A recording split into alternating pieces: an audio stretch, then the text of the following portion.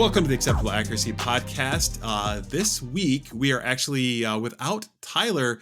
So we've decided that the inmates are going to be running the asylum, and we have no hosts today. It is we're all guests this week. So I'll start off by introducing myself. I am guest number 1, Philip, and I am joined by guest number 2 and 3, Kyle and Brent. You guys want to say hi real quick? Hey guys. Again. Yeah. Again. So I should say they're both returning guests. Again. I have been on the podcast multiple times before. Again. And super excited to have both of them on today. Thanks for joining, guys. Today we'll be covering a 2-gun match that we shot down in Barry County Conservation Club. And I think it's just called the Barry County Conservation Club 2-gun. Is that right, Kyle? Yep, I'm pretty sure. Awesome. So it's a little bit different than any 2-gun I have ever shot before. It's kind of like IDPA-ish. So I'm going to kick it over to Tyler. He's not here. Can't do that. I'm going to kick it over to Kyle and have him kind of give a rundown on the match, and then we'll get right into it. So yeah, the Barry County match is like Phil said, pretty much IDPA adjacent with adding a rifle to the equation. So the scoring's pretty similar to what anybody's experienced at their local or level 2 IDPA matches, where you have the silhouette targets with the cylindrical vital zones versus the USPSA rectangulars, and then it's a time down stage. So the fastest time wins, and your penalties all count towards your overall time. So going fast is great, but accuracy is pretty much final in this versus the sweet equilibrium that is USPSA. The addition of this match, though, they do a really good job of adding some unique stuff to the stages. So this particular match, and some matches in the previous have added these cool stuff. This one probably being the best one I've shot so far, where they introduced a blind stage, which has its challenges, but it's almost always a good thing to have in a match. Until Phil has to reshoot it. Yeah, till Phil screws up and reshoots. No, not my fault. It wasn't. But the probably the culminating event was the golf cart stage, which if any listeners here have heard that and associated with a shooting match, you probably know exactly what I'm talking about. Yeah, the stage was called Get Home, Kyle. Yes, Get Home, go home. And so you literally you started the stage out shooting some pistol targets, and then navigated the majority of the stage from the passenger seat of a golf cart while shooting your rifle. So it's a great match. I highly recommend it. You could definitely find it on Practice Score, but we'll go into some more of the details here in a little bit. Yeah, I see they have their match on Practice Score already for next month. So if anybody was interested, you can jump on that. And the one thing I will add about this match is we did 4 stages, which doesn't seem like a lot. Now, they are pretty long stages just based on the amount of targets. Anytime you introduce anything that has a vehicle in it, you're adding time, right? yeah. Because the reset is going to be longer than usual because you're having to move to do the reset on it. But very rarely do you get a match that is like this, that has so many unique shooting stages, again, with like the blind stage, the golf cart stage, even the long range stage being really well set up. That's like a local match, right? Because a lot of times it's $15, which is crazy good price for a match for all of this included, right? Oh yeah, absolutely. Yep.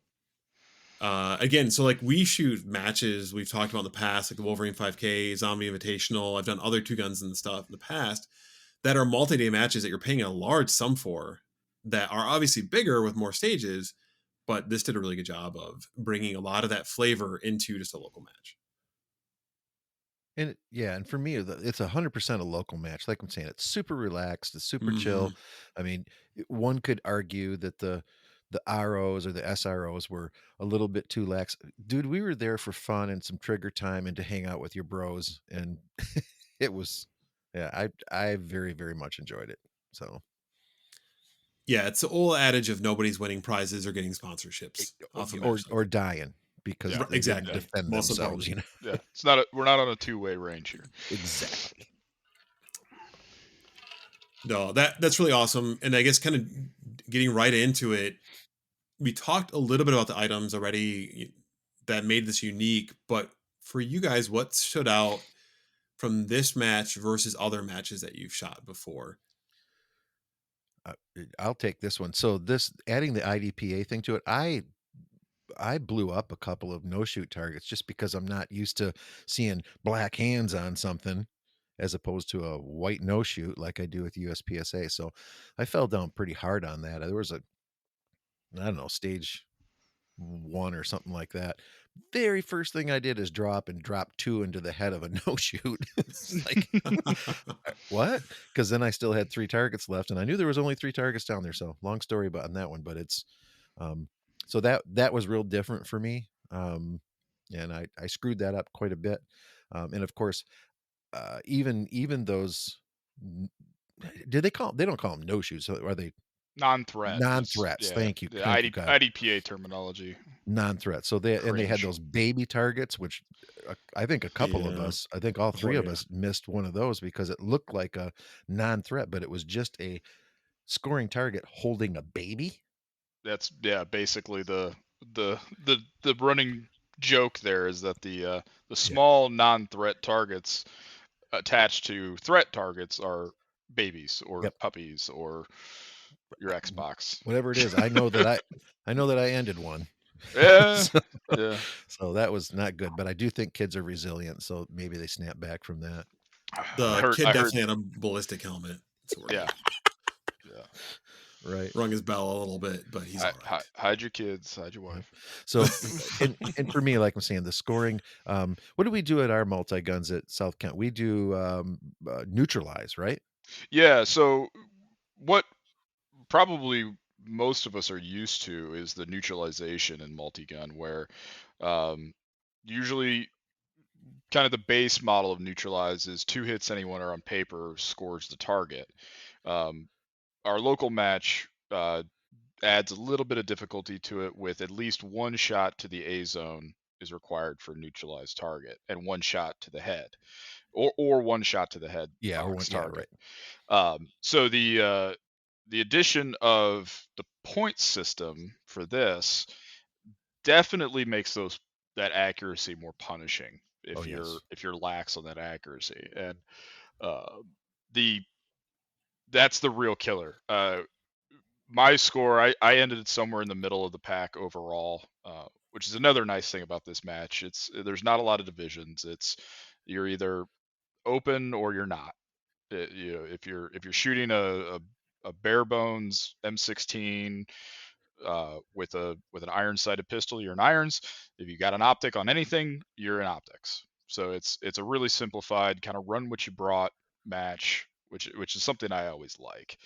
But I ended up somewhere in the middle of the pack, which is if you've listened to our podcast before, not usually where I end up. No, not usually. Yep. Yep. But if you if you add up all my penalties and divide them in half, I would have taken first place by a substantial margin.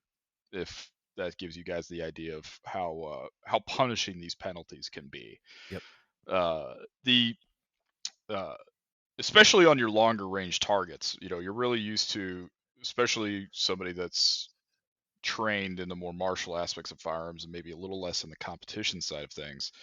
You get really somewhat careless with your rifle shooting at distance. You know, two hits on a silhouette target in a defensive or offensive shooting situation, that target's probably neutralized, and you don't have to worry about the fact that you know you didn't hit that 8-inch circle in the middle of the target. In this event, you absolutely do. it's Yes. Yep. Yep. it will hurt you. Yep. If you miss a target, it's going to hurt you. You wing a non-threat, it's going to hurt you.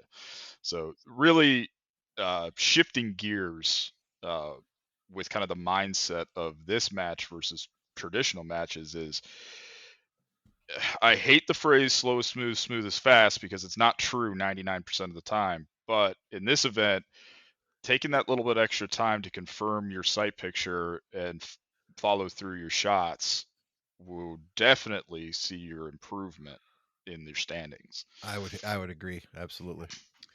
It was So funny because when we started, and we'll get into the stages here in a second, but when we started off, the RO was a younger guy, really fantastic RO though, really uh, like easy to work with. I guess maybe that's the wrong way of saying it, but he was having a good time. He wasn't like pissed yeah, that he was there.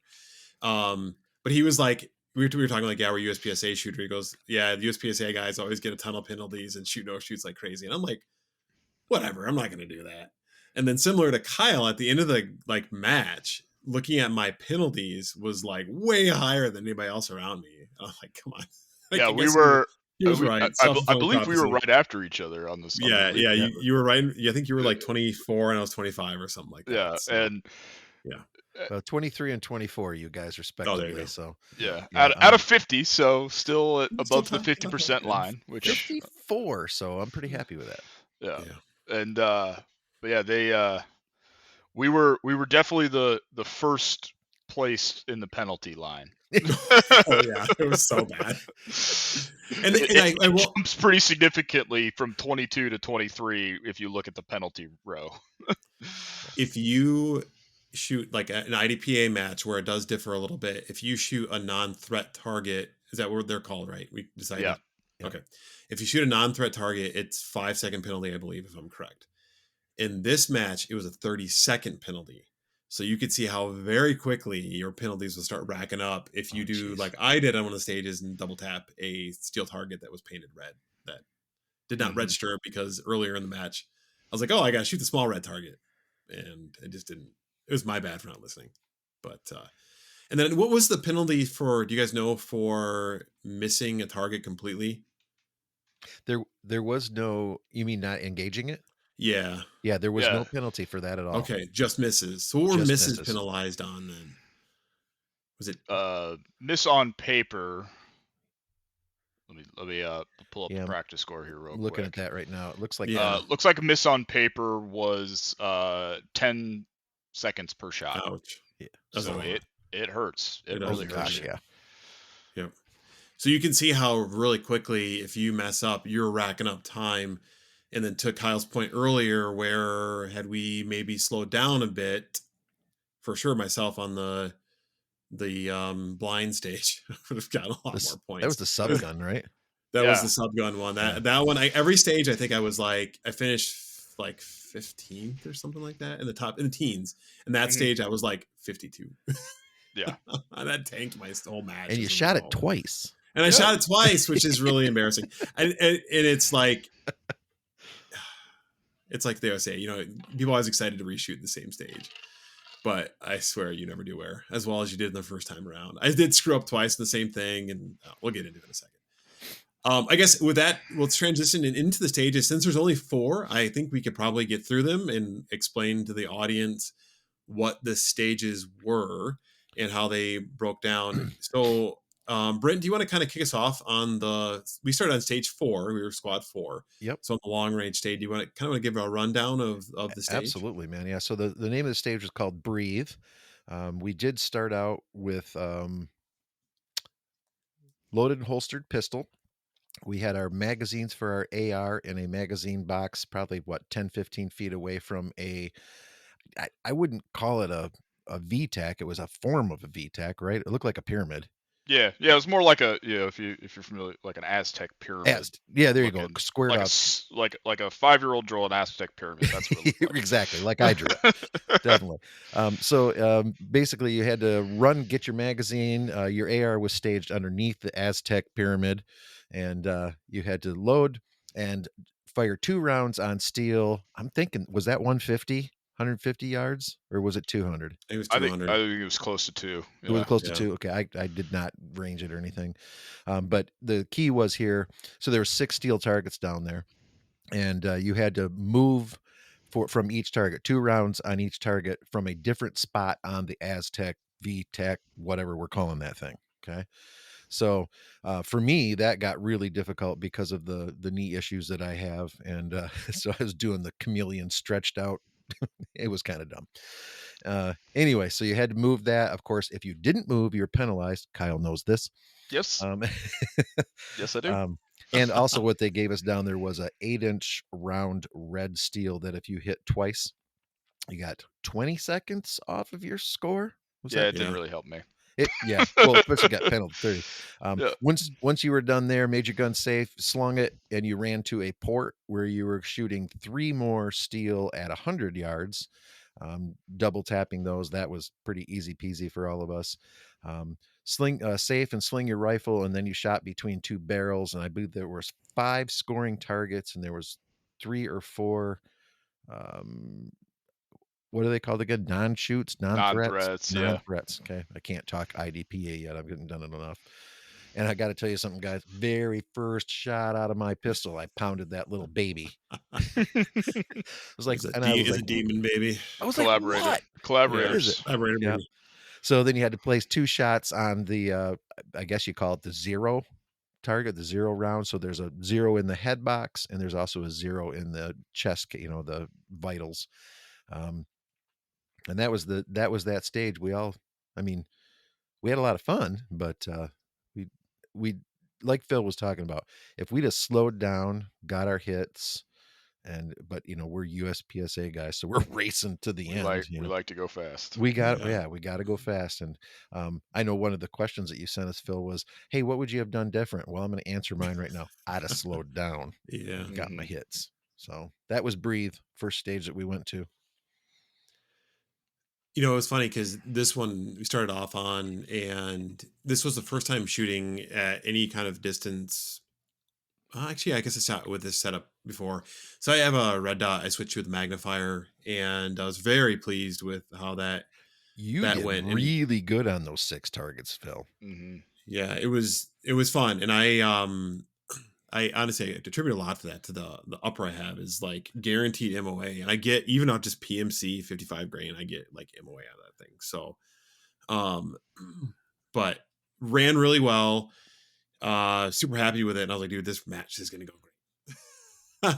Spoiler alert! At some stages, not so much, but I think this stage was a great example of where you don't get a lot of this in matches because it's hard to mix a lot of long range with close range unless you have the proper like actual bay setup to do it, and they did, Yeah. because you have, like, again, you have the long distance targets, and a lot of times when you're in the long distance ranges, you maybe have the ability to shoot 100 200 in the same range. South Kent has something like that, right?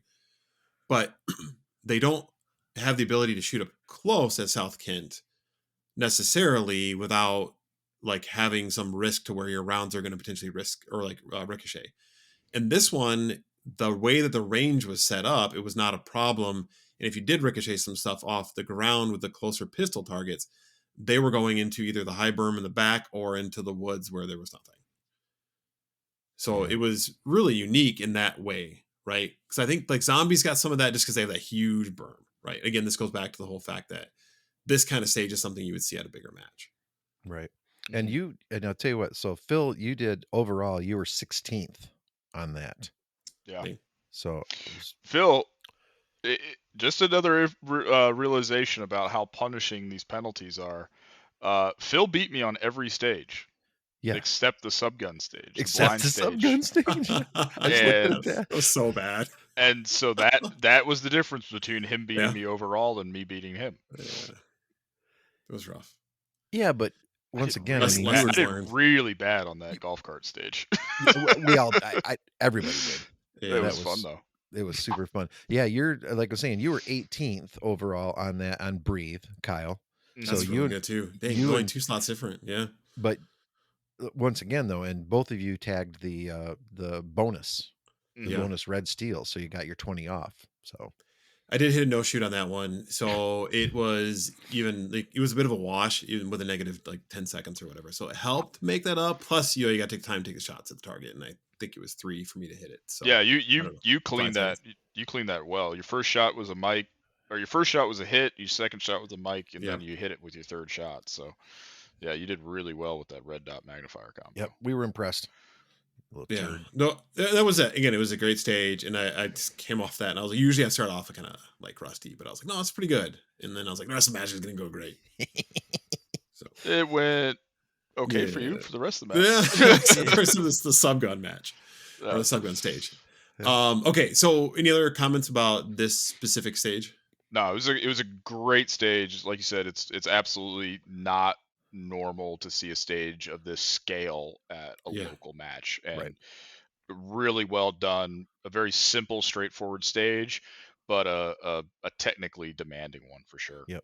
We do. I mean, the one thing, the one criticism I would have is the 2 shots on steel with the light up targets. We were all like, oh, this is a good that was a call. tough one Yeah, for the ROs to score. Yeah, And whether I, I have to agree with you, Kyle.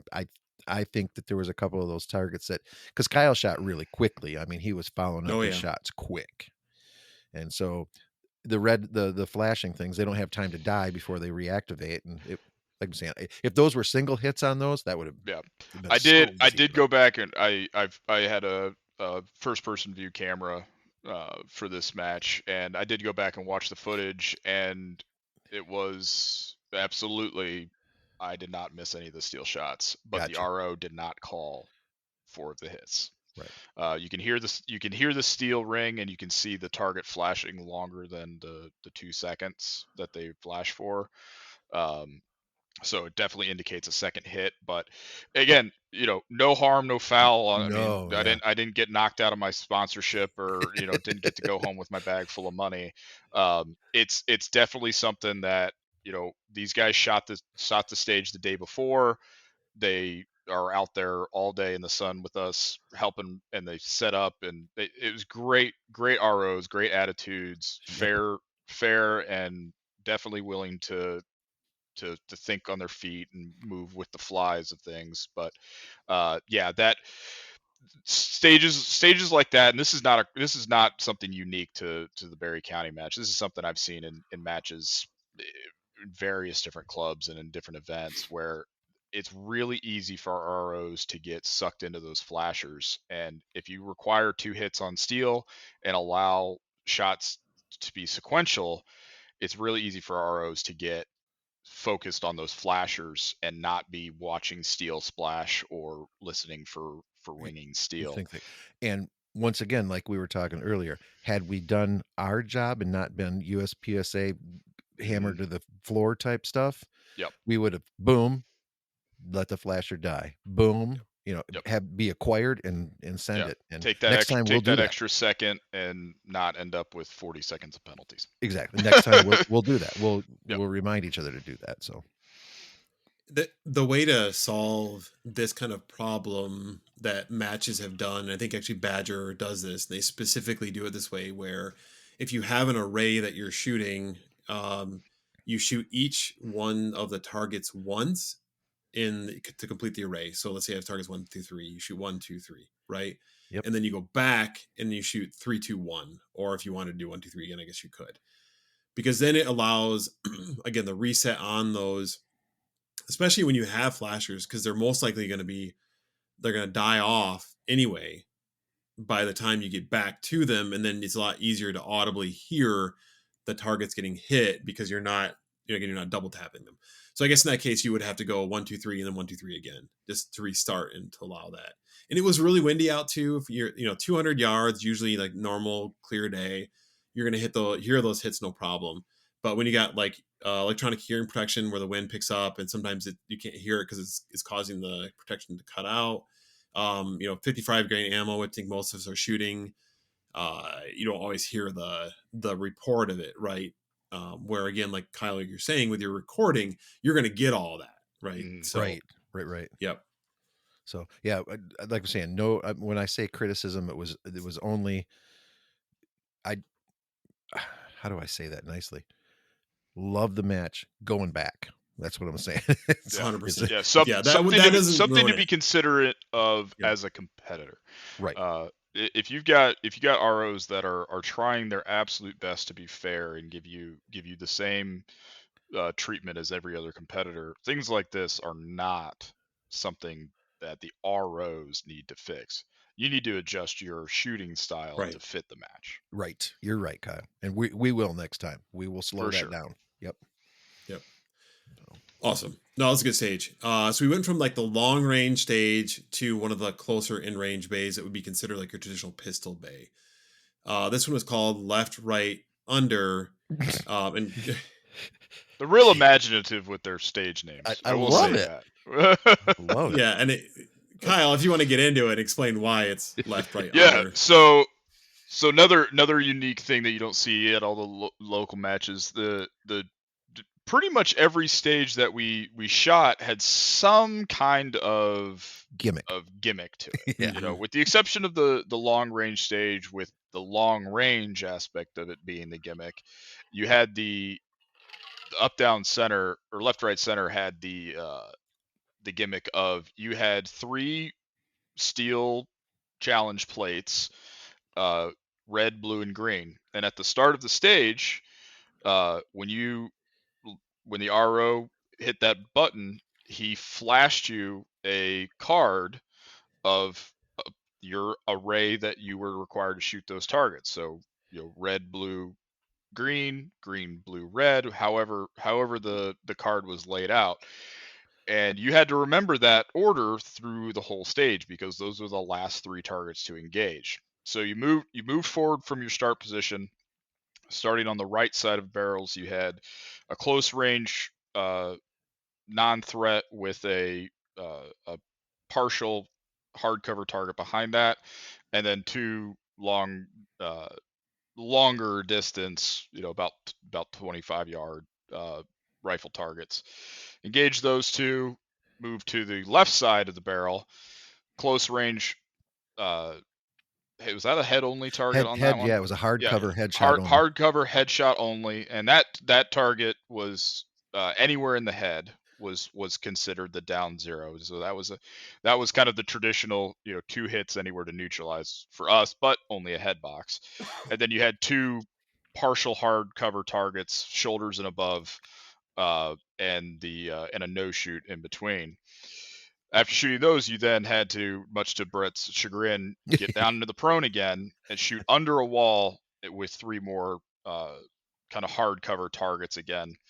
Safe and sling your rifle, proceed down the last hallway, and you had, was it like 8 pistol targets? It was 7 or 8, Kyle. 7 I or 8. think. It was quite a Yeah. bit with Yep. no shoots in between. Another unique aspect of this match, which I believe IDPA does some of this, but not a lot of it. They operate under the pass-through rule. So if you shoot a target Yes. and there's a target in the vicinity behind that target and your rounds penetrate that target as well, the scores count for good or for better or for worse. So if you have a non-threat behind your target that you're shooting at and you shoot through your target and hit the no shoot, you're penalized for that. But if you shoot a no shoot and it hits the target behind it that is a scoring target, you still get the points. So it can luckily work out for you or hinder you. But those targets were required to shoot on the move, which was again another common thing in this match. Any open targets that you're kind of passing in front of are required to be shot while you're making forward or lateral momentum. So once you finish that array of targets, you come to a shooting box. From that shooting box, you have to shoot your red, blue, green targets in the order that was presented to you at the beginning. If you shoot them out of order, they're counted as misses. Mm-hmm. So another punishing that, you know, 10 seconds per shot, 2 hits on steal to score. You could walk out of that with, you know, 60 seconds in penalties and basically completely tank your run. So keeping that track in your mind. And in my video, you can hear me in the first half of the stage reciting the color pattern out loud. So you have this nice little chant in the first few before my you know barking 3-gun rifle started to crank off. And for me on that, I'm sorry I'm taking this one, Phil. No, go for it. I completely blew that thing up because the very first thing I did was raise that rifle and shoot that no shoot on the far right, right in the head. I think twice. we all did. Did in the head twice. right? No, I just pounded it, you know. And Yeah. of course, then I saw 3 targets. I'm like, okay, I didn't do that Yeah. right. And of course, the RO was giggling. I could hear him giggling. Yeah. So the color thing for the steel, that was gone. Yeah. Yeah. Had Yeah. no idea. And I did shoot 2 pass-through, no, non-threat. Sorry, non-threat. Gotta get that. Mhm. So one of those targets on the moving on the left there, Kyle and Phil, he's like, "Oh yeah, it went through because I didn't advance far enough so that it wouldn't, because you could shoot it without it going through there, but I was letting my gun lead, not my feet lead." Mhm. So, and then I shot the steel in the wrong order. Yeah. It happens. Oh Well, no. when Only to I you was, though. Yeah. I was watching you, and then I made the mistake of like looking at what your code sequence was for the steel. And I was like, oh, I hope he gets in the right order. So I'm like paying attention, and I'm like in my head, I'm going over the note, like the order of the steel for you. And then I was like, you got to the end, and I completely forgot what it was when you got to the end because I remembered the goldfish. And then when I was up and I looked at the pattern, I was like, I got this. And I like said it in my head a few times. And then I went to the stage. I got to the end and I paused and I was like, crap. Was the order I'm remembering Brent's order or my order? So You got it I right. was like, well, I gotta shoot it anyway. So I shot it and I looked at the guy and he was smiling and I'm like, was it the wrong order? And he goes, no, you got the right order. But I could see you were hesitating or something like that. And Could see I you was like, yeah, struggled with it. I clearly was like in my head. I'm like, shoot, I think this is Brent's order. But I had no problem. So yeah. apparently my method of reciting it to myself like a bag lady worked. Yeah. One of the other Well, guys here's did that too, I noticed as well, and he got it correct. but But the one thing I wondered real quick, Brent, sorry to interrupt no, you, no, no, but no.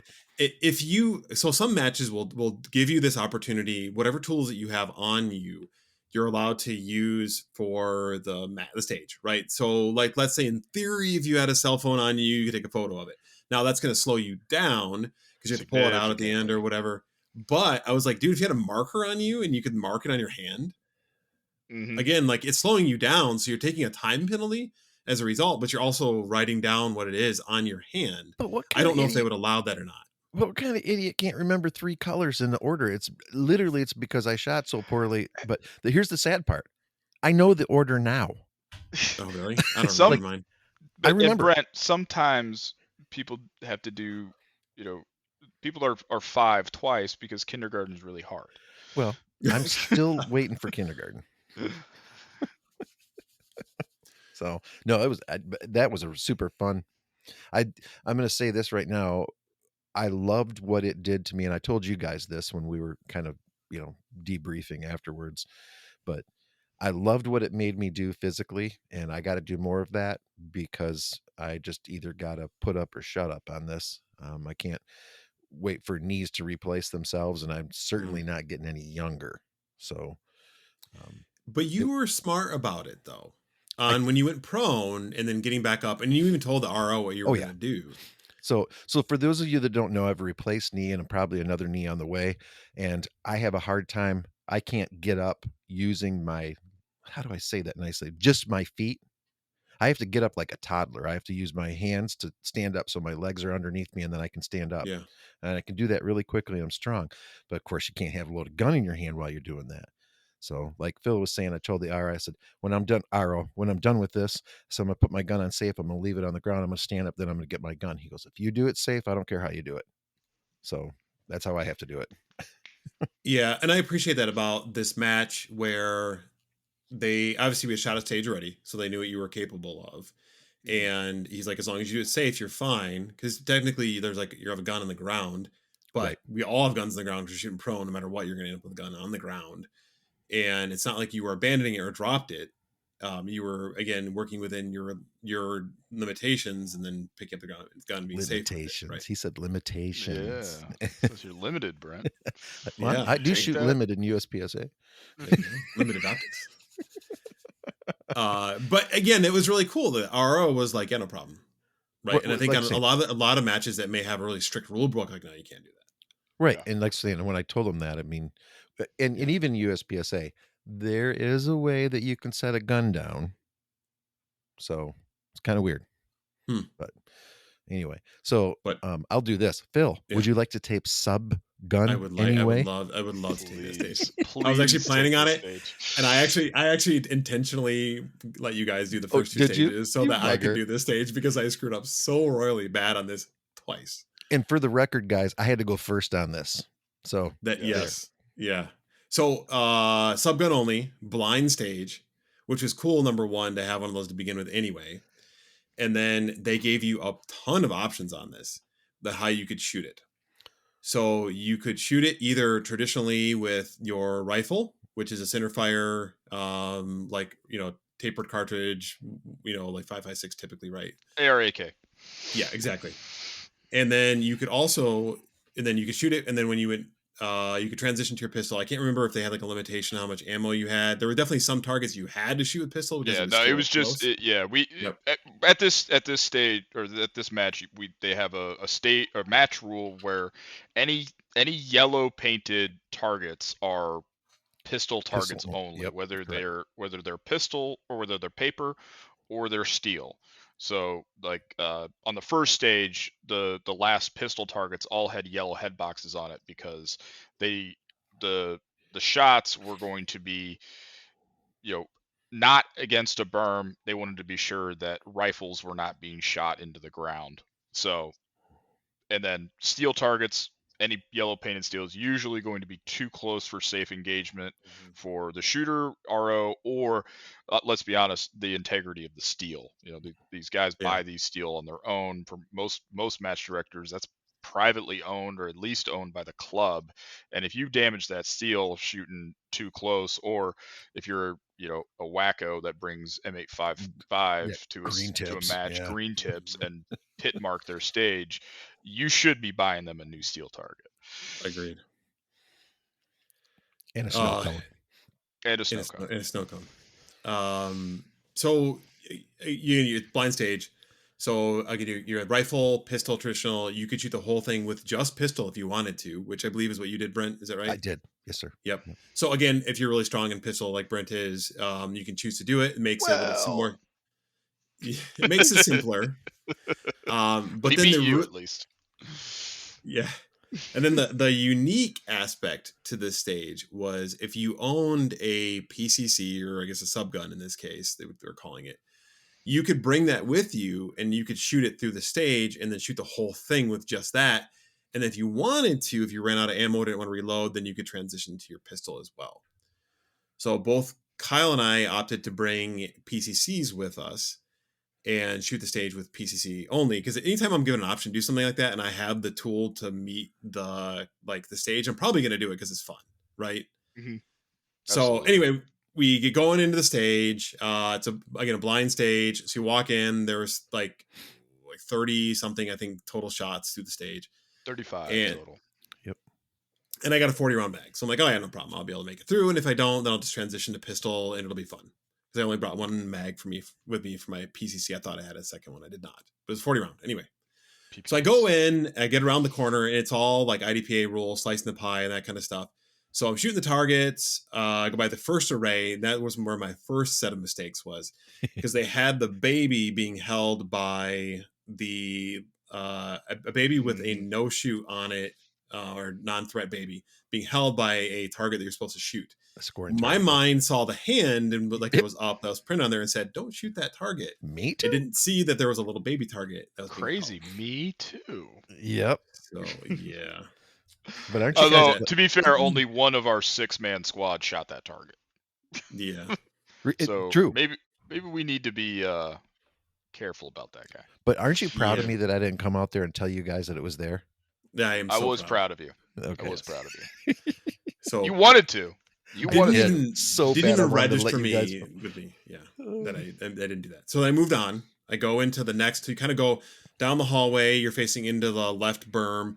So you're going into the hallway, clear that array, and then as you're going around, again, it's IDPA rules. So there's you're slicing the pie. There's a set of targets right to your left, and I think there was another one of those babies again, if I remember correctly. So that was being held with a target that you're supposed to shoot, which I also forgot to shoot that one. And I got called on cover the first time I went through, and I was like, "What?" And I didn't even register that those were there, and whatever. So then you had to shoot at the other end of the hall. There were some targets, and then you kind of step out into a bunch of other, like a huge array of just like targets that are in front of you that you have to shoot. And I immediately, so I see there's 3 steel, if I remember correctly, and I just unload on the steel. And the guy's like, the RO's like, stop! And I'm like, what did I do? And I did. That safety stop yell. Yep. Yes, the safety stop yell. Exactly. Thank you for clarifying that. Safety stop yell. I stop, and fortunately, like it's funny because it's been a while since I've been called on a safety stop, and I was like, I stopped. I froze. I didn't do anything other than like, what did I do wrong? Which is probably not the best thing to ask. Like right away, it's I should have unloaded, show clear, blah blah blah. And the guy's like, unload, show clear, and then he goes, oh wait, you were shooting a 9mm PCC. He thought I was shooting a centerfire, like 5.56 rifle on the targets, and I was shooting my Scorpion, which was 9mm on the steel, which was totally fine. So he apologized, and he's like, "Well," and and I don't really mind. Like, I'd rather have things be safe. And if he was concerned and he didn't, something didn't register or whatever, I was fine. Like, just the opportunity to shoot more, right? Anyway, so I got to reshoot the whole thing, And you didn't get and you didn't get a cover call on this last one either. and I didn't get a cover call because I realized where the problem was, but I did not realize the other missed targets. Oh, geez, that's right. So I went through, missed both of the baby held targets, baby holding targets again. I think I shot no shoots, and then towards the very end, there was another like your last array, and on the last array was a red painted target with a little yellow flipper that was by the head. So you hit the flipper with your pistol or your PCC in my case, and you flip it to the other side, and that's how you get scored on that, right? So I shot the flipper, and then I was like, oh, it's a red target. Earlier in the day, we shot the red steel for bonus points. So I was like, oh, I got to shoot this thing. And I even hesitated looking at this thing. I was like, do I shoot this thing? I probably could have asked the RO, and I was like, I'm just going to shoot it. So I shot it twice and got 2 penalties on a no shoot because the red painted steel is non-threat targets. Yeah. So if you're listening and you're hearing a theme to this podcast, it's slow down. Yes. Yeah. And pay attention to the something you will never hear me say at another match is slow down. I know. And pay attention to the stage brief. And I even remember after I shot it and he got done, the guy was so funny. He was like, you've not shot here before, have you? And I was like, no. Which is always something you want to hear from an RO as a competitor. I know. And I was like, oh gosh. And it was, again, we had 55 shooters or something like that. And I think a couple of them got DQ'd. I think I was like 52 out of 55. And so it's like second to last with the sheer amount of penalties that I had on that stage. Yeah, this was actually my best stage. I also elected to bring a sub gun, and quote unquote. I recently purchased a Sig Flux Raider, and this seemed like the perfect event to bring it out for, and it worked really well. The RO was a little bit hesitant with me when I did my make ready because I opted to not load my pistol. He's like, you don't want to load your pistol? And I showed him the spare magazine on board the PCC, and he's like, oh, okay. So navigated it, and it worked perfectly. Having it tight in that small, basically just stocked pistol with a red dot on it. That was its bread and butter, what it kind of was designed to do. So I was really, really happy with that. I did forget one of the baby holding targets, unfortunately. So that hurt. That hurt, but I did get the one that everybody else forgot. I just forgot the other one. Right. That first one, yeah. The first one I got. That second one, I went right past it. That's right. Okay. The cool thing about it is I got to witness, you were kind of, how do I say that? Your first shooting position on this, everybody outside, because you can't see this, it's blind, the stage is. Everybody outside can see the shooter shooting. And while I was watching Kyle work that, because that's the first time I've seen him shoot that, there was like 0 muzzle flip coming off of that gun. That's cool. It was super straight and shooting. I mean, well, he's got it stocked up to his shoulder, so it should be. But I just wish it was really a Glock, not a Sig. You know what? I don't know why you're so mean to me. I like the Glock better. I got way more Glock mags than I have Sig mags. Yeah, that's true. So, yeah, you were oh crap! It just went the Yeah, I'm other looking way. at this right I now think here. 13th on that Thir- one. Yep, Yeah. 13th overall on that one. Oh, sorry, 16th. Yeah. Oh Yep. yeah, overall versus Over divisions. Yeah, versus division. And is there any chance I can talk about that for a second? I guess I don't get the division thing because, like, I'm looking at the scores right now. Well, I was if it would. There he goes. So what divisions were there? Because I only see in the division category on Yeah. these things, there's nothing or open. Like there's no other thing besides open written. I wonder if they made a mistake when they first set it up and then they were stuck with it, maybe. I don't know how practice score works in the back end. So, because I I went mean, to, like, I checked my registration to see if there were classes and I couldn't find anything.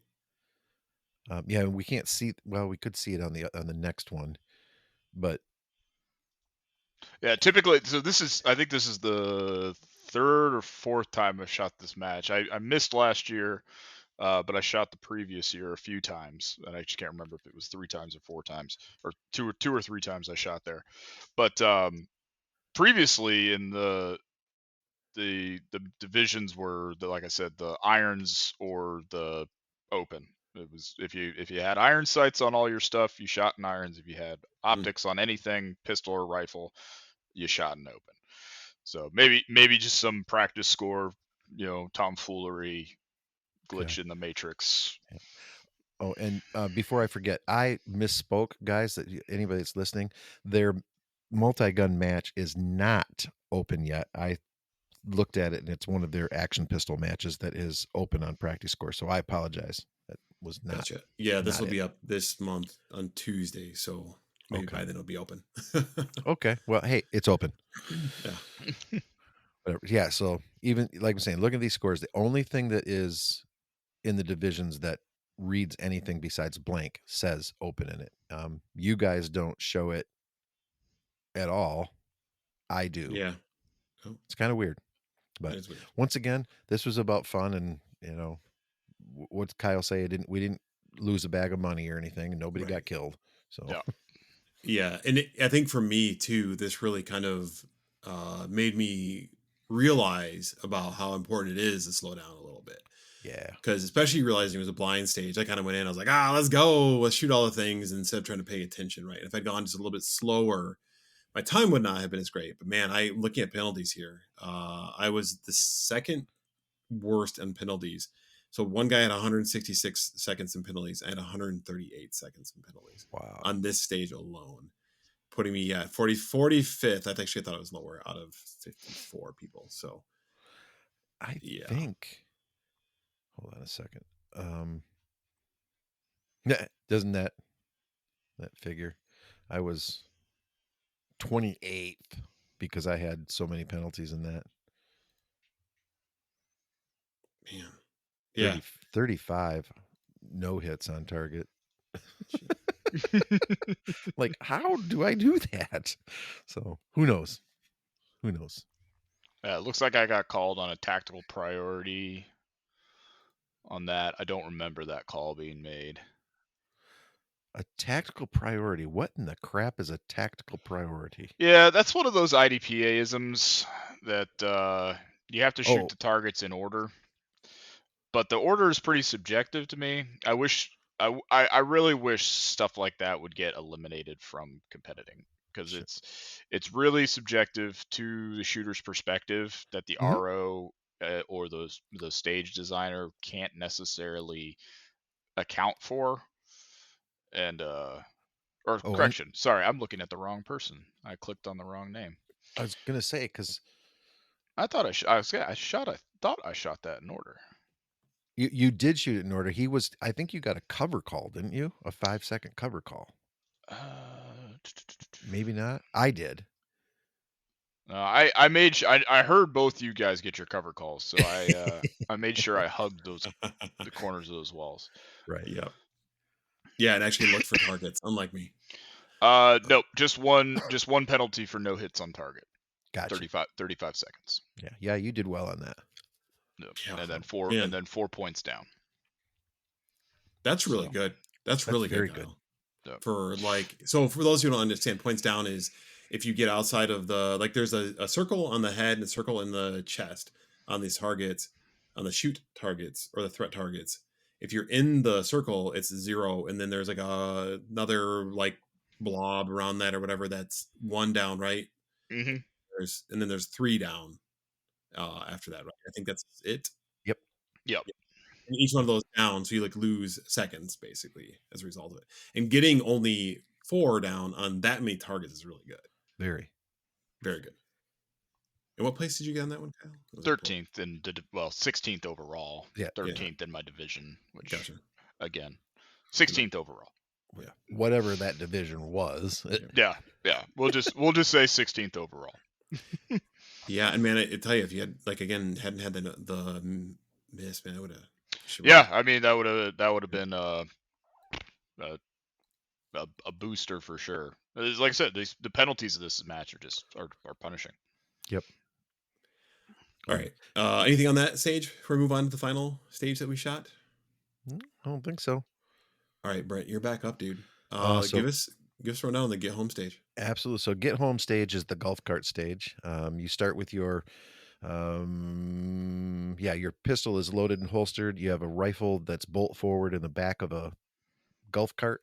It's in a covered like a case or something like that, flipped Yeah, over. those cheap Walmart cases that the zipper breaks on all the time. Exactly. Yeah. You put Because it that in one that was and just folded it over. it was gone, the zipper. So Yeah. started over in front of some pistol targets. I believe that there was, talk to me, was there 4 or 5? Four with 2 no shoots. 4 with 2 no shoots, right? Mm. Once again, we had to be moving so you could rush the targets, but as long as you were making forward, lateral, or even reverse movement, Hmm. you could engage those. So 2 on those, on each one of those. Holster your pistol, run to the golf cart, retrieve your AR, your carbine, whatever you're shooting. Load, charge, and you had to do that before you got in the golf cart. Get in the golf cart, tell the driver go. They put pedal to the metal, and you're engaging on the move. So this is hard to explain because you're moving. So they were probably what, 15, 20 to 15 yards away when you're engaging them. Would you guess? Or Some of them I think were probably further than that, do depending you on think how so? fast you engage the targets. I think the Right, first array is probably that like 15, 20 yards. right. The second array would have been probably maybe like The 20 to 25. 20-25, right? And And then then the third array was probably closer to 30 yards, right, but then to you ended up 40 yards. driving Uh, right next to it. that's true. You Yeah, were driving right at that array, so right. you got the opportunity to take the shots a little closer, and that's where I screwed up the timing on my stage. Yep. But That's I'll let you because finish, Brent. you went full auto. Anyway, so there was 3 targets and there was a non-threat that was kind of blocking them, so you had to wait for the cart to go. You have to get past that to shoot it. So the first one was 3. The next little group of them, there was 3, and they were open targets, so it was kind of nice. Then there was basically everybody had to do a reload then because people were pretty much dumping into these things because it Mhm. was hard. Let me Yeah, tell you, when you're 35 round to shoot it clean, and most people are running 30 rounders. So right. Yeah, which yeah, you're another thing that definitely doing a reload. yeah. So which was fun. You're reloading in a golf cart. That golf cart goes right towards them. That was 1, 2, 3, 4, 5. So there were 6 more targets down there, Yeah. spread out with no shoots in a raid. Kind of not no shoots, non-threats. Mhm. But the cart, as it goes towards it, then all of a sudden it takes a hard left, and so you're just like, I don't know what, 10, Dri- 12 feet away from these things. Yeah, I mean, 5 yard stops Yeah, from the yeah. So last you're 4 just targets. blasting them. Golf cart comes to a stop. Put your rifle on safe, sling it, jump out of the cart. There's a big spool there, and there's 4 probably 12 by 12 steel. I think they were Yeah, probably just something like that. steel Yeah. challenge size square Yep. targets. Yellow steel. You had to put 2 on each one of those, and that ended your stage. Backing up to this, everybody, I mean, I thought I was like, yeah, man, I got this. I'm putting 4 rounds in each one of these things from the golf cart. what a miserable score I got. You And did pretty well though, Brent. no, Like I was looking overall. yeah, I was happy with it because, Yeah. I'm looking at it, but it's like you watch somebody else do that and you're thinking, "Man, I whatever." So, yeah, over what was I overall? I was 16th 16th. overall on Get Yeah. Home. So, I Hmm. was happy with that. Yeah, that was your best stage by far. It definitely was. Once again, because I started figuring things out about how to slow down and shoot stuff. Brent, did you use your offset red dot or did you use your scope on that? I used my offset on that. Okay, Yeah, I figured. I was like, I there's did no it. way you're using the 3X on that. Yeah, I did as Yeah. well. Yep. Okay, gotcha. It was Mhm. fast acquiring, but like saying the strategy is to do your best to hold on and lay as many rounds as you can on that target because you're Yeah. going to do a reload anyway after the second array. So, put 4 or 5 shots on it, but there wasn't a lot of time. Mhm. Yeah, And then those targets come passing it up a on to, lot quicker. yeah, and passing it on to Kyle, what he's saying is, I don't know if there's any place that you're going to throw your Instagram. Are you throwing those videos out on your Instagram? At some point, I will. Oh, I've got to figure okay. out some technical difficulties Gotcha. offline, but So yeah, I when will be. when Kyle's in this, when that cart turned hard left, it was like Yeah, it's like I yeah. don't know. I finished that stage. The magazine I finished that stage with. So there was what? There was 7 targets after my reload. Yeah, there's 7 after reload. Yep. I finished that stage with 7 rounds in my magazine Right, out of a 30-round out of a magazine. 30-round magazine. He just unleashed on that thing. It was hilarious. I did hit. So the reason why I unleashed, I'll tell the reasons why is I I messed up the timing on my sight picture for my after my reload. I kind of the great nebulizer that is the shot timer. Reloads can also do that to you. And so I reloaded my rifle after the first 6 targets, which went great. I mean, I don't think I had a single miss on any of the paper. I think even at one point, Phil, you told me I had 6 rounds on one of the Yeah. targets. Yep. But after I reloaded, I settled into my sights and I waited. And I really shouldn't have been waiting. I should have Yep. been immediately starting to re-engage the third array out of the 4, and I waited. And uh, if you guys haven't shot a lot from a vehicle in a competitive match, or in Oakland, they you really want to be you really want to be taking your shots. If the front of the vehicle is 12 o'clock, you really want to be taking your shots between 1 and 2 o'clock. That's going to be your most stable shooting position and give you the most time on that target. Once you cross that 2 o'clock barrier and you're starting to get to like 2:30, 3 o'clock, you know, Search. basically 90 degree from the gun, you're really going to have very short target engagement windows. So that's what occurred with me. As I had a very short target engagement window, so I just laid in a volume of fire that I thought was going to get me the the best uh, result for the limited time that I had. If I hadn't taken my time on that, which is against the whole theme of this this podcast being Right. slow down, I should have sped up my target engagements a little bit and made sure that I had enough time for that last array of 4 to really get some better, not good, but better sight pictures. And so that I didn't end up being in that non-threat twice S and tanking my score. what was the hit on non-threat deduction or increase? Was 10 it seconds, I believe. Or so no, 20 30 For hitting seconds. a 30 okay, yeah, 30 it's second 30, it's 30 30 seconds. seconds. So good. I had 3 hits on a non-threat on that stage. Yeah, So so I had 1, and that's why I was asking because and it was one of those things where I was like, I'm pretty sure I don't think that's my bullet." They found a bullet right in the black hand hole, mhm. but Oh, so okay. it was one of those things where I was like, "Dang it." Yeah. But all that stuff. What about you, Phil? What'd you do on that? I'm gonna look at your score. So that stage, I think 15th, I think I finished, which is actually way better than I thought I was going to do on that. But I think it's just a testament to how difficult that stage is. Mhm. I did really well on the pistol part, other than at the end, which I'll get into in a second. And then the first few arrays coming down that were on the right hand side of the cart went really well.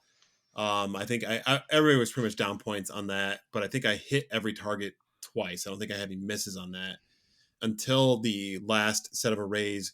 So you would kind of clear those first set of arrays that were on the right, and then you had to make a reload. And something I needed to definitely work on better was getting my reloads nailed.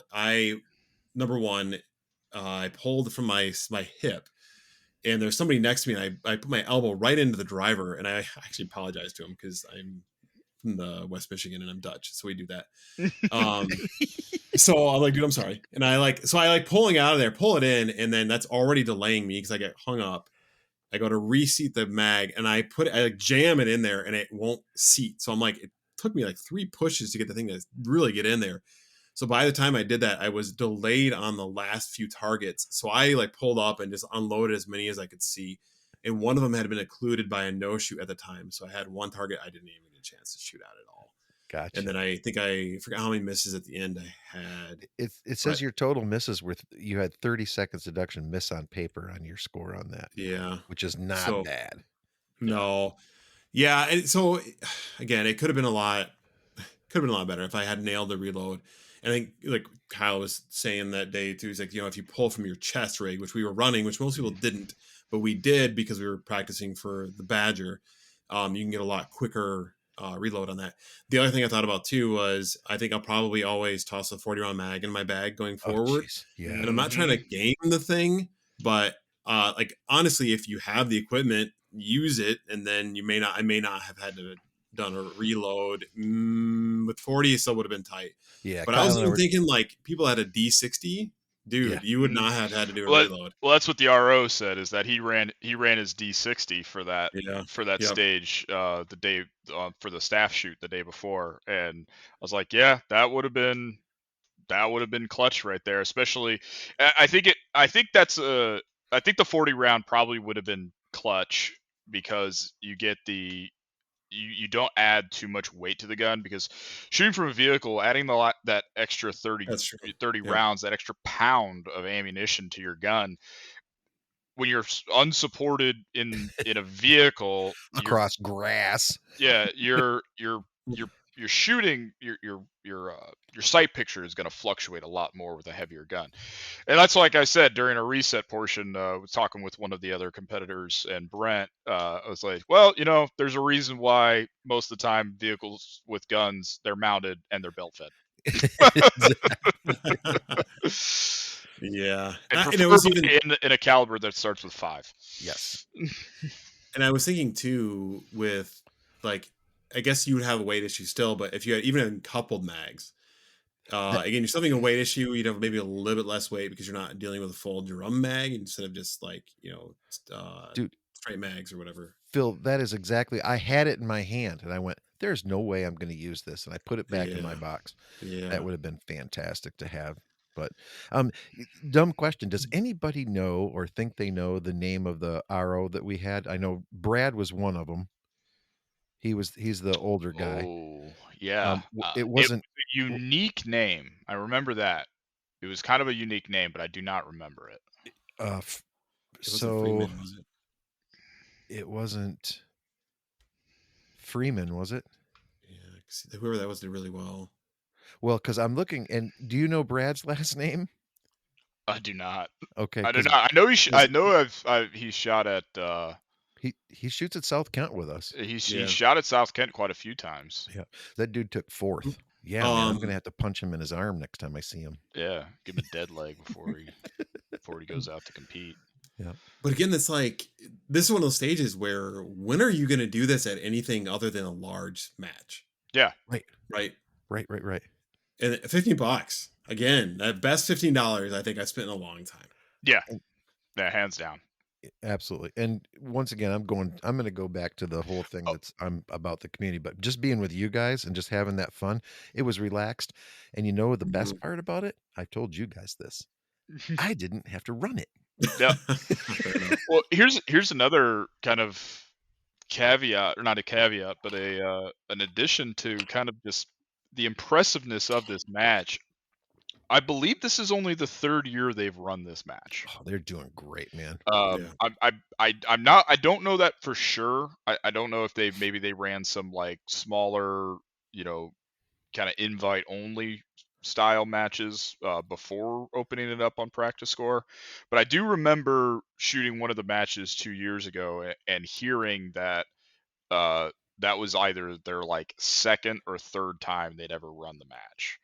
And Wow. it, and they've had some hiccups. Like I said, I didn't shoot it last year. They had some hiccups the first year I shot this match. About like 2 or 3 times I did, but it's getting very well ironed out and progressing really well to be something that uh, will probably end up on my permanent calendar uh, for the next, unless something major changes.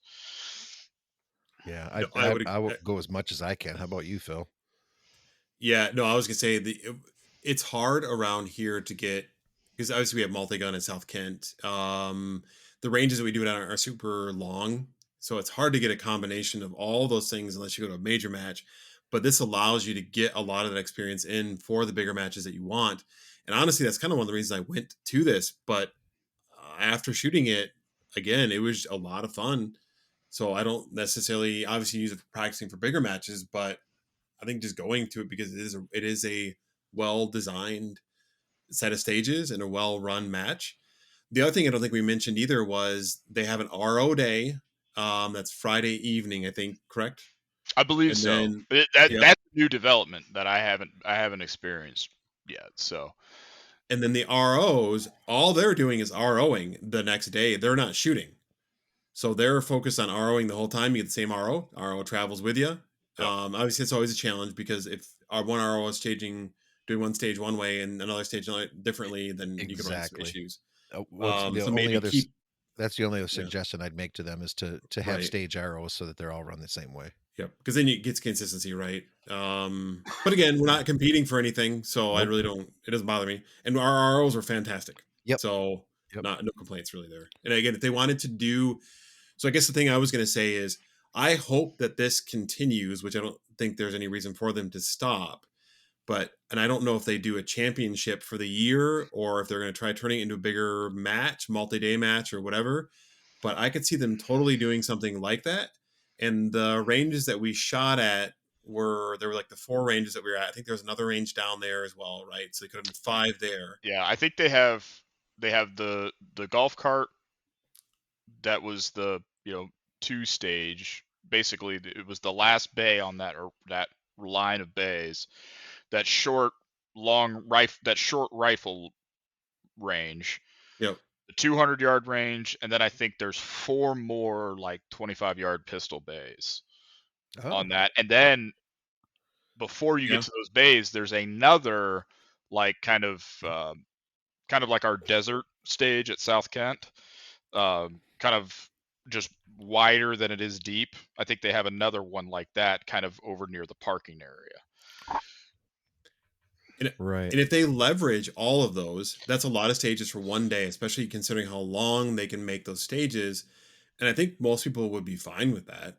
I mean, we were there for four stages on Saturday, and it was from like what 11 to 3:30 or something like that. Yeah, we did have a small squad, so we moved through the That's stages true. pretty quickly. There were That's true.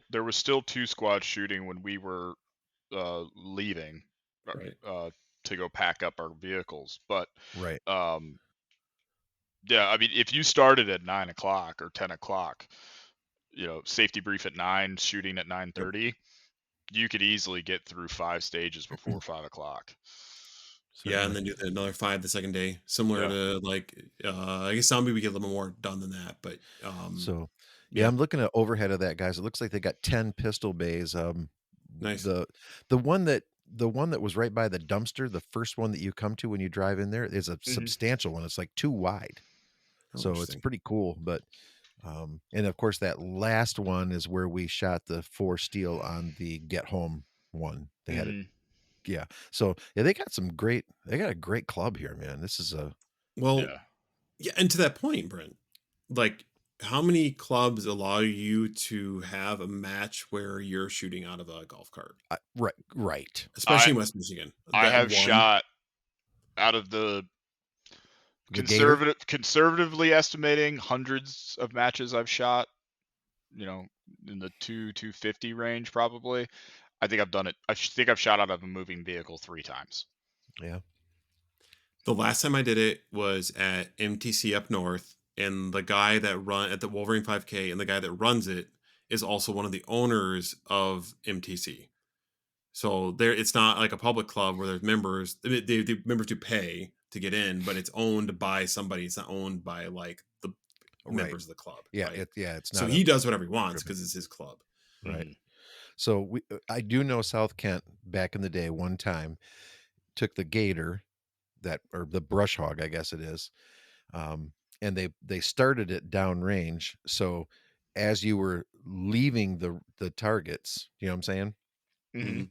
So it was super safe, and it was in that big long. Remember that weird? Oh, geez, that weird bay that we had um, before we made the desert bigger. Does that make Mm. sense? Mhm. Anyway, so there was That's a before weird my time. long. Yeah, it was just right when I got there, which was actually really fun. They put it in low. You sat on the back, and it's like go, and of course you just maintain your muzzle. And there was targets that would come by you as they would go down down that thing. So it was pretty fun. So Yeah, definitely. Again, something you're not seeing at every match, oh no. So which I appreciate. So we're getting about over an hour here, and I want to get your guys's because I know I kind of covered what my thoughts were, but final thoughts on the match overall. I know you guys both shared some of them already, but before we close this thing out. I kind of shared my opinions of it at the start, Mhm. but I mean, yeah, if you're anywhere within a 2-hour drive of the Barry County Conservation Club in West Michigan, and you're interested in two gun, definitely definitely get on practice score or contact the club to get signed up. Um, they do them. Looks like they do them every month, so get out and run your gear. 100%. Great club, super safe, wonderful guys, good community. Yeah, go shoot it. You might see us there again. Well, I'll be there as much as I can, but just depends on what's happening on that Saturday. But really, really good place to test your skills, and like Kyle said, get your gear out and run it. One of the reasons we did this is because the three of us are heading to Badger Tracker in, is that June? Late August. Late August. Late Good, it's August. August. You got Had me time. scared for myself for a No, you second. got I was time. like, Need to dang get out. it. Need to get out and run some more. Yep, yeah. Yeah. Well, I was thinking of Wolverine that they did that day. So Yep. anyway, Yeah, yeah, it was super souls. good. Kudos to you guys at Berry County Conservation. I love it. It was fantastic. So keep it up.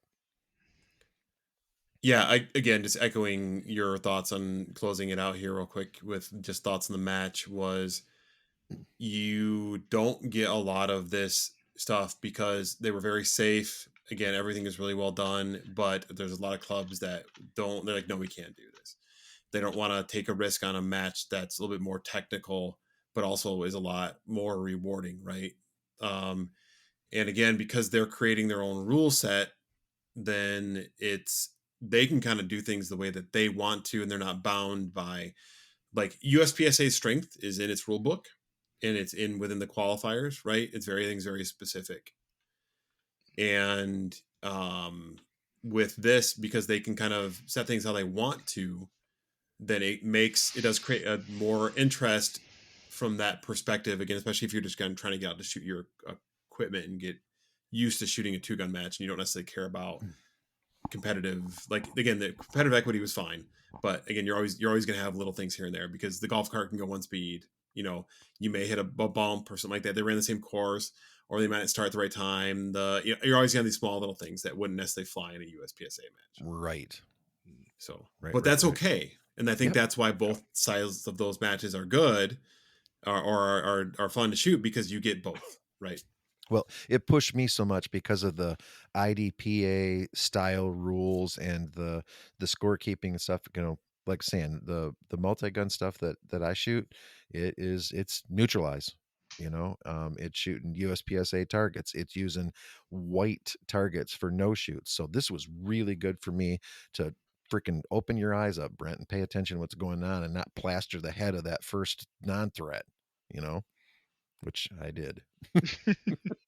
Well, yeah, And you can if I ever get the footage out on that last stage, I was tired and I was thinking more about shooting from a golf cart than I was about shooting my pistol, and I put one right in the face of a no shoot, and did you you really on you that? hurt on that Yeah. first pistol array, and you can tell I knew exactly what I did Yep, in the stage in the footage of that.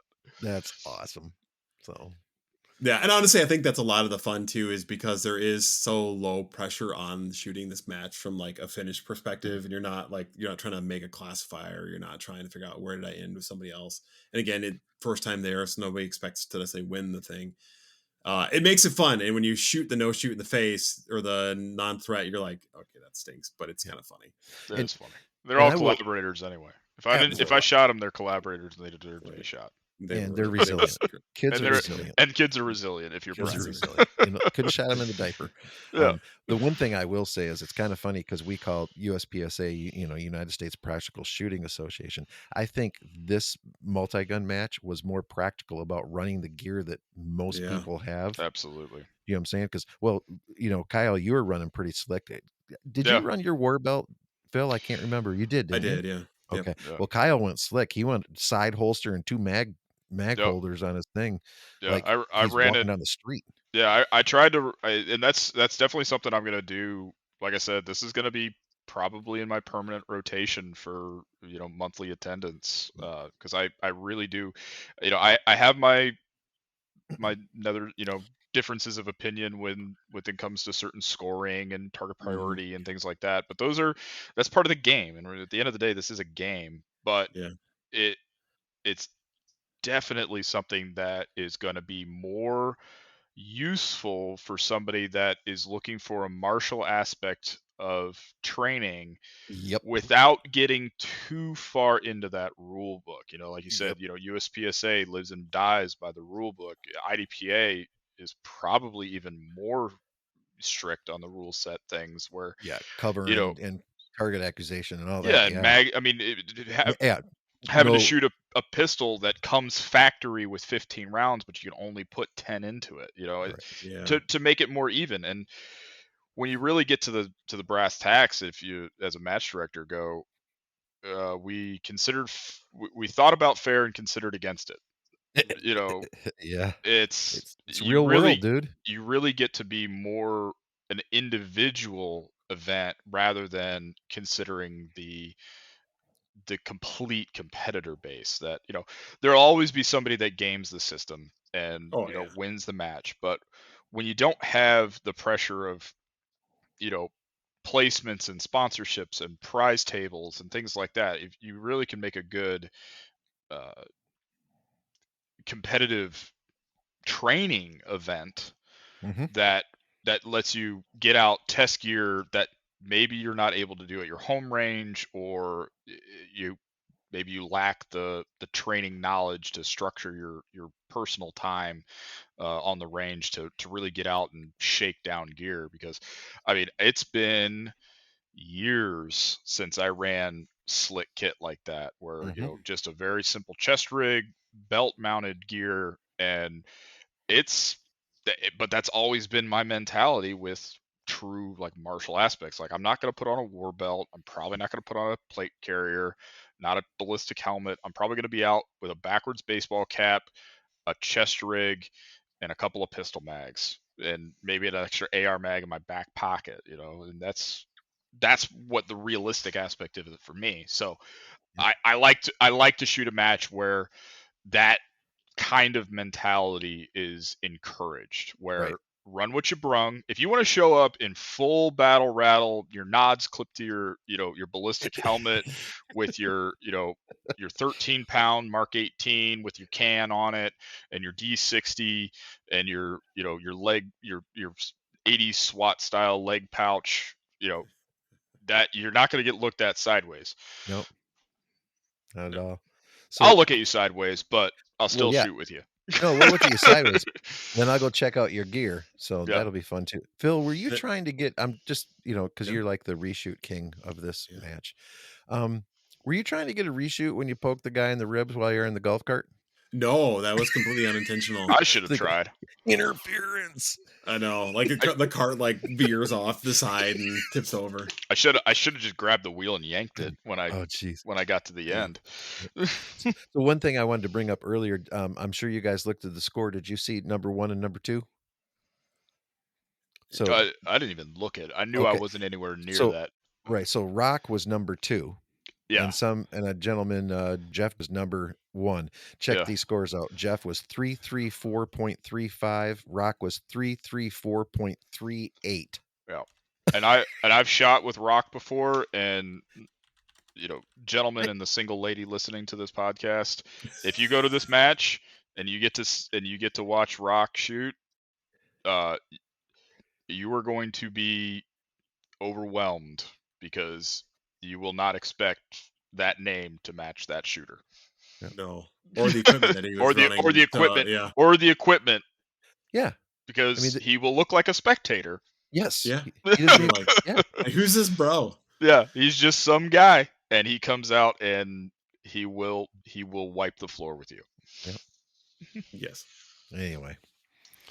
All right, let's close this puppy out with some quick advice of the whatever variety you guys want to get. Life advice, dad advice, work advice. That's fine too. Brent, I'll start off with you, sir. What do Oh, you got for us? we're going Mine oldest to youngest. We can do you were that. gonna screw that up, kinda. I was gonna say ugliest to prettiest, but I thought that was too mean. Because you're Ugly prettier to than me, pretty. Brent. Well, maybe, but you're He does retired. have a nice. His hair is very nice. Yeah, you do have better hair than me for And sure. the beard is very nice Keep too. it up, you guys. So these guys were talking about bedazzling my doggone jersey. But damn. Anyway, so this is super easy advice. Don't have to talk about it much. Surround yourself with those who wouldn't change if your situation was 10 times worse or 10 times better. I've Very got good. great friends. I got 2 of them that I'm on this podcast with right now that if I called them after we got done with this and said, I need help over at my house, Mhm. they'd come. So, and they'd also come if I said, I won the lotto, get over here. You might get there quicker. Yeah. Wouldn't have to bring Perhaps your the case. tools. Yeah. So, yeah, man, friendship. Then that's one of the reasons that I do this is, I mean, I obviously love to shoot, but the friendships are long life, long lasting, I should say. And, my life is better because I got guys like you and all the other guys that we shoot with and girls. I mean, there's some girls in it, but, Yeah. Yeah, one or um, two. yeah, yeah. I Appreciate you think of guys. And yeah, Jane. Yeah. keep your friends, Just man. Keep them. 70. Yeah. Yeah.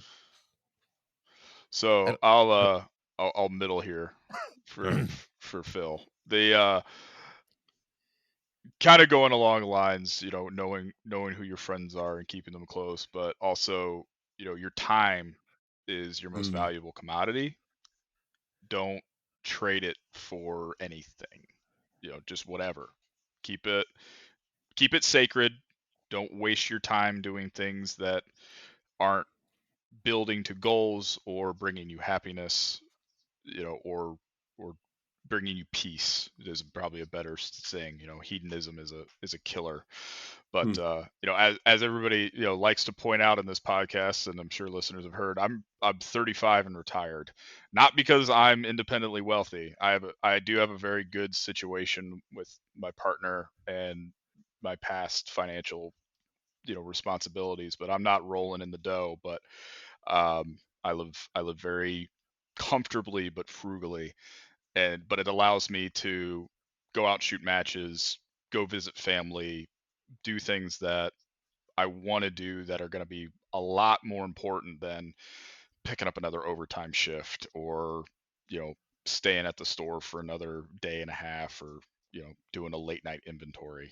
Those things are going to be forgotten about in a week, but the trips and the work I do helping friends and family out is so much more valuable. So keep guard your time, guard, just as you guard your heart and your life and your family and your friends with our firearms. Make sure you're guarding your time as well from things that will drain it away.